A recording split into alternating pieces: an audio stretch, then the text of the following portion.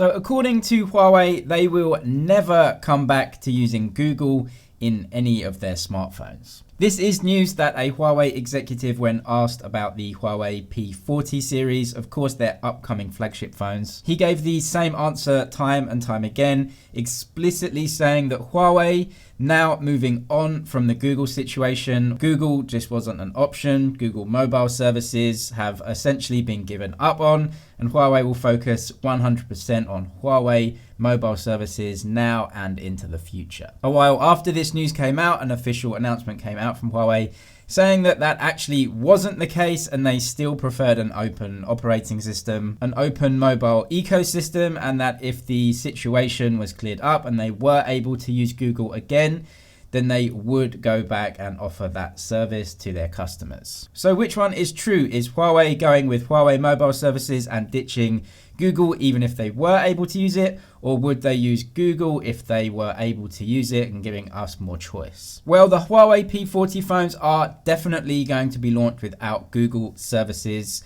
But in time, if they were able to use Google mobile services, that could be pushed to the phones during an update. But if we think about the bigger picture, Huawei have plowed literally billions of dollars over the last few months and will be doing so into the future on their replacement for GMS, what they call HMS, Huawei Mobile Services. It would be difficult for Huawei to spend all this immense amount of time, effort, energy, resources, and money building something that is a replacement for GMS only to go back fully and offer GMS as a service for its customers. When it comes to the hardware on the P40 phones, the camera setup on the P40 Pro at least is rumored to come with the same ultra-wide camera sensor as the Mate 30 Pro, a brand new main camera sensor at 52 megapixels that uses 4:1 pixel binning, so that's giving 13 megapixel images. 5x zoom from a periscope camera is also rumored to go into the P40 Pro,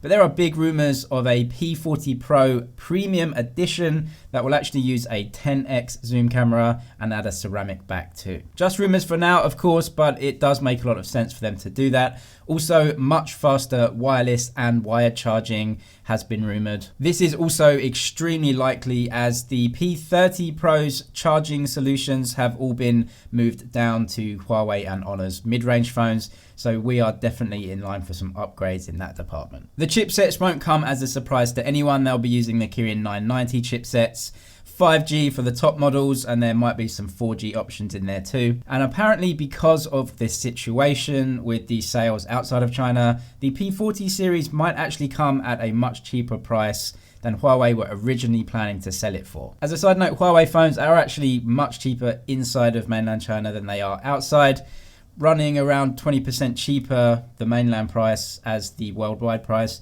So maybe they'll just make the price inside and outside of China exactly the same. The big problem that Huawei have is that even though 2019 smartphone sales figures show Huawei sales to have grown considerably, if you look closer at the details, you'll notice that in Q4, that is the last 3 months of the year, smartphone sales actually declined. This really paints the picture as Huawei were set to overtake Samsung as the biggest smartphone maker in the world. And in Q4, where they released a lot of smartphones, including the Mate 30 series, which is a flagship series for them, they actually saw a decline in sales. Only time will tell if Huawei can offer compelling software just like we get with iOS and somehow integrate the Google apps, or whether people just aren't going to go for it and think that buying an iPhone or a Samsung Galaxy is just the easier choice. Subscribe for all the latest tech news and videos. That's it for now, but I'll see you in the next one.